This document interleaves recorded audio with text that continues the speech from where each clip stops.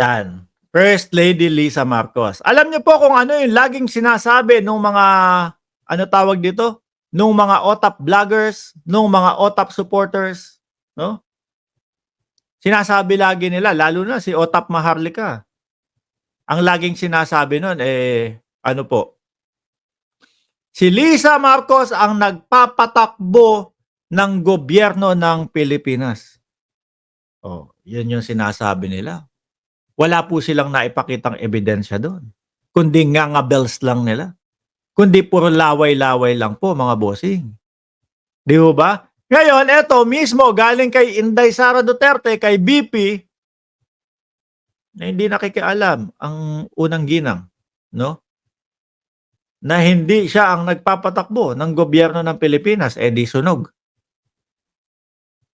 Iiyakan na naman kayo. Hindi nila makontra si Sara, no? Hindi nila makontra ang Vice Presidente.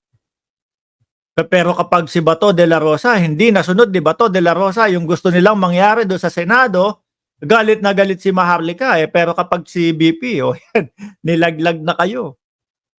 Kumbaga, kontra na po ito doon sa sinasabi nila, mga kababayan, na ang First Lady ang nagpapatakbo. Pakinggan po natin ang balita ng UNTV. UNTV, salamat po sa inyo, ha.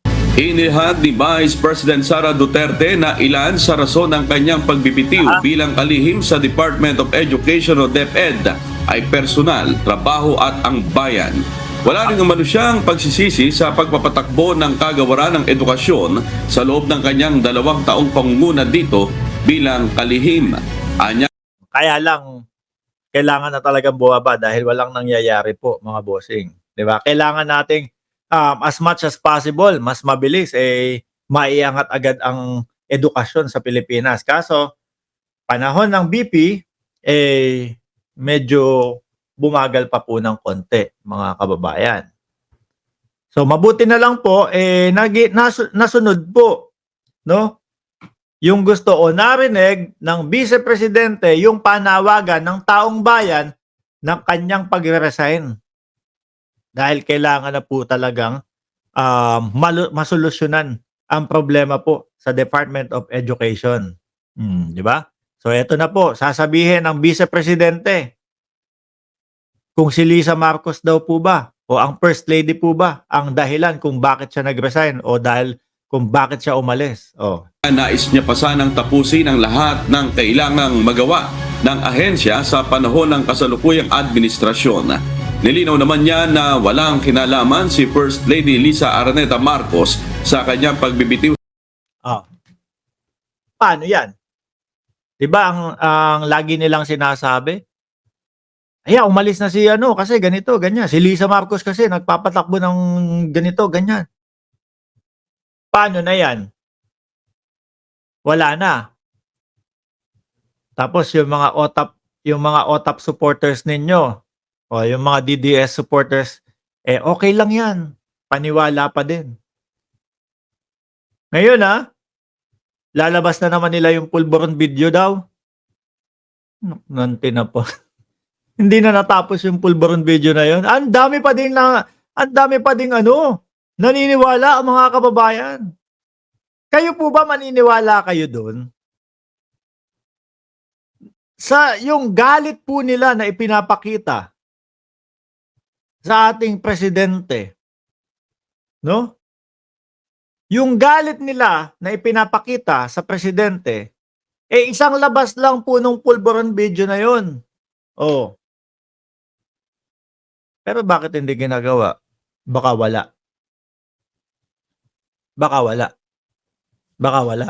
At patuloy pa din pong mga nagpapauto itong mga OTAP supporters, mga kababayan. Tuloy. Sa posisyon ngayong araw, July 19, ang effectivity ng resignation na ipinasa ni BP Sara kay Pangulong Ferdinand Marcos Jr. Merong personal sa aming dalawa. Pag kayo magagalit sa akin, maganda ang Vice Presidente. Ako, nagagandahan po ako talaga sa Vice President. Huwag kayong magagalit sa akin. Bahala na kayong sabihin dyan kung basta ako nagagandahan sa Vice Presidente.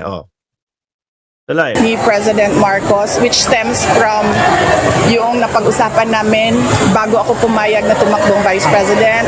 Meron siyang sa trabaho at meron siyang sa bayan. So sa madaling salita, hindi si First Lady Lisa Marcos. Ano po? Hindi, ano sabi ko? Hindi si First Lady Lisa Marcos. Tama ba yun yung sinabi ko kanina? So wala na, sunog na. Sunog na yung mga DDS dito pa lang. Kontrahin nyo ito, magalit kayo kay Vice Presidente. Kasi hindi tumugma. No? Kasi hindi tumugma doon sa inyong naratibo. 'Di ba, mga kababayan? Yung sinasabi nyong ina-under yan. Ina-under ni Lisa ang Pangulo at nakikialam at si Lisa ang laging nandoon sa mga meeting, hindi ang Pangulo. O, di ho ba, mga kababayan? Tuloy po.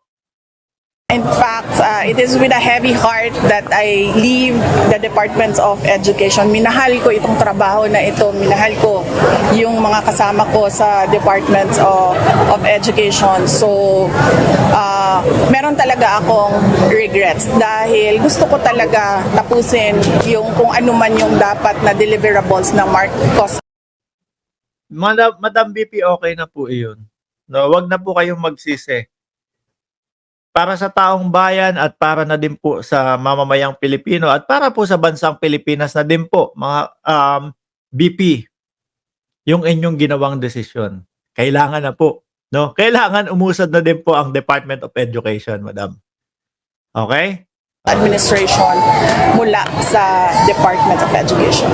No, kasi wala naman din kinalaman si First Lady sa trabaho namin ni Pangulong Marcos. So, sabi ko nga, ano siya, kailangan niya na sit down dahil hindi siya isang rason lang.